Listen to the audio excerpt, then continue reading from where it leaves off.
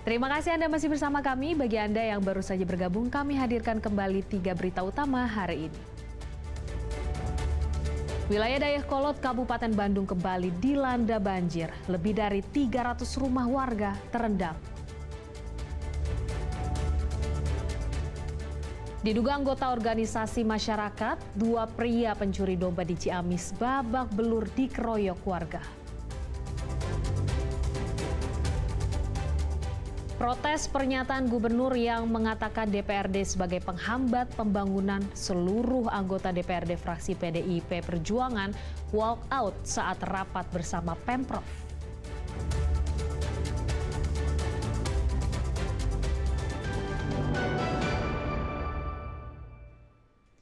Mayat pria tanpa identitas ditemukan mengambang di aliran sungai di Tasikmalaya. Jasadnya diotopsi guna mengungkap penyebab kematian. Warga Kelurahan Panglayungan, Kota Tasikmalaya digemparkan dengan temuan mayat lelaki mengambang di Sungai Cimulu pada Minggu siang.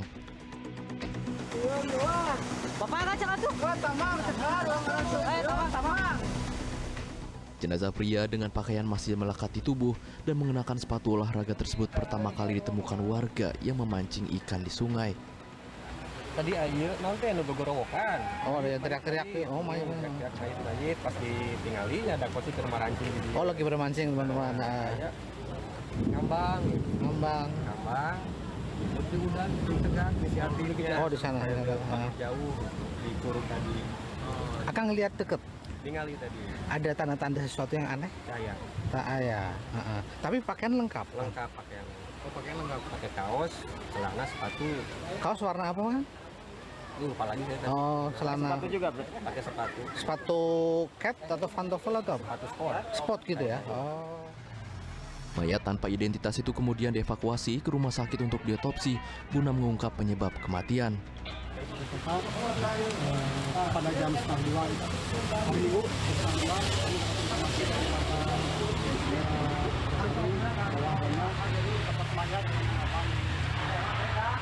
kami cek ke TKP, ternyata tersebut sudah dievakuasi oleh warga ke Harapan. Ternyata jenis kelamin laki-laki. Saat ini jenazah tersebut sudah dibawa ke rumah kami.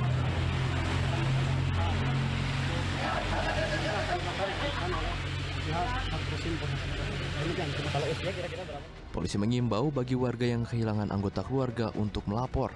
Kasusnya kini dalam penyelidikan aparat Polres Tasikmalaya Kota. Eko Setiabudi melaporkan dari Kota Tasikmalaya. Kasus dugaan seorang perawat meruda paksa pasiennya di salah satu rumah sakit di Cirebon memasuki babak baru. Kini polisi menetapkan perawat sebagai tersangka. Diduga tersangka juga meruda paksa lebih dari 3 orang pasien.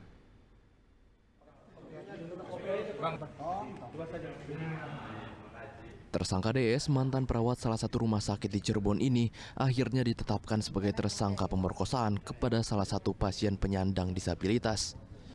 Penetapan tersangka usai petugas melakukan pemeriksaan kepada 24 orang saksi dan menguatkan dengan alat bukti hasil visum. Selain pemeriksaan, polisi juga sudah menyita barang bukti berupa pakaian korban saat kejadian dan dokumen jam kerja yang sinkron dengan kejadian di tanggal 23 sampai 25 Desember 2024 lalu. Hasil penyelidikan polisi, pelaku bermodus mengganti infus dan mengecek kesehatan pasien. Saat itu korban dirawat di ruang isolasi tanpa penunggu yang membuat pelaku dengan leluasa meruda paksa korban hingga 3 kali selama dirawat.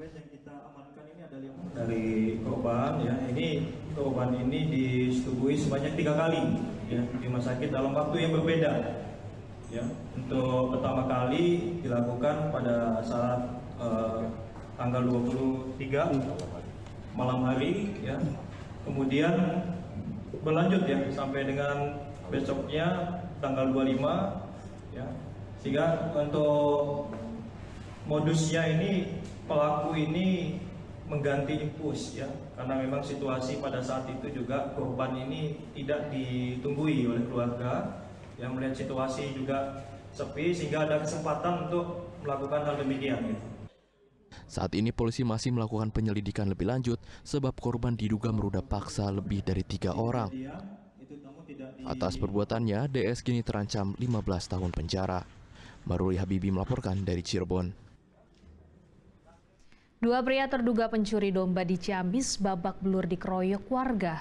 Warga geram lantaran banyak hewan ternak yang hilang jelang Hari Raya Idul Adha.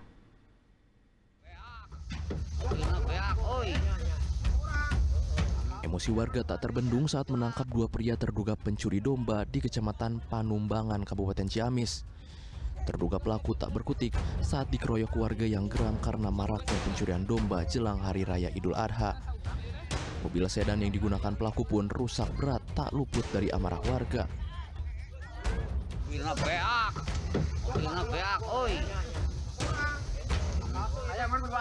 Itu mah kapanerian.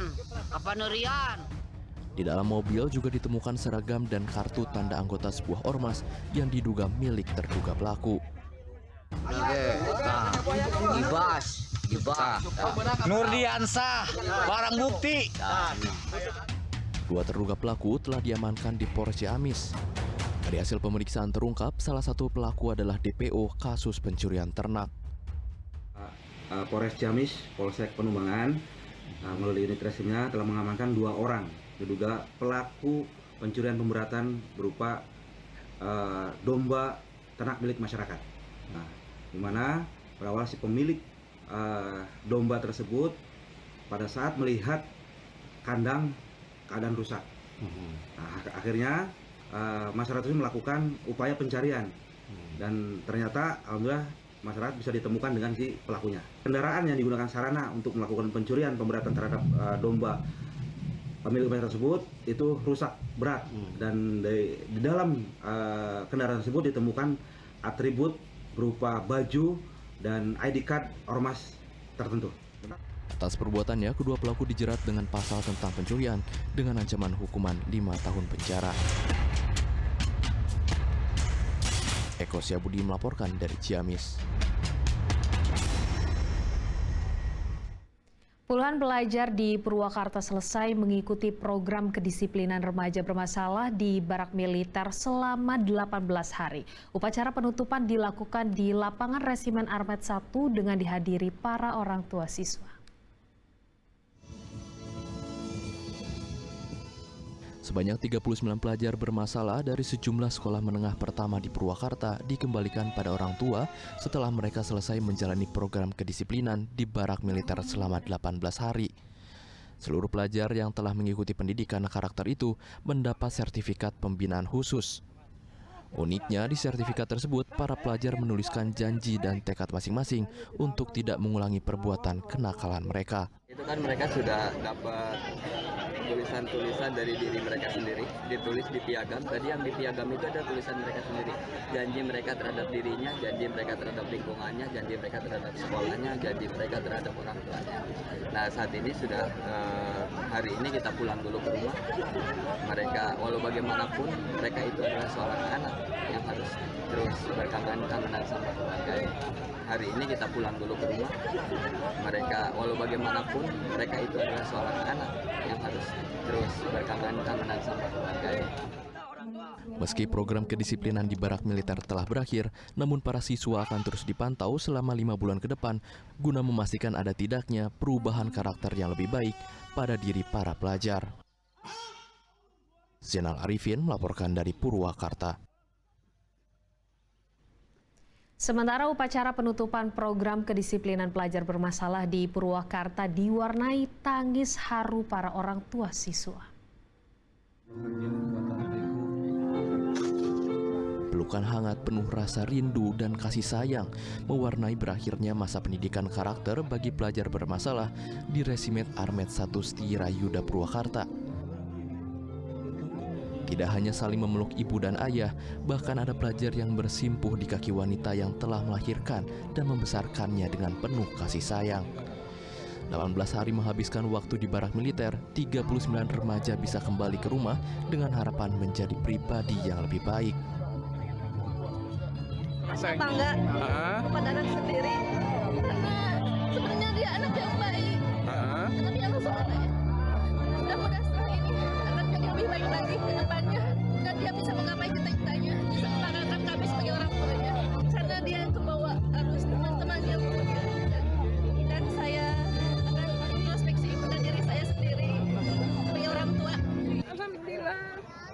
sini incu saya dididik gitu. Alhamdulillah, terima kasih kepada abri-abri semua, abri semua. Emang Alhamdulillah, ya Allah. sebelumnya susah dididik, Bu? Iya, sebelumnya susah.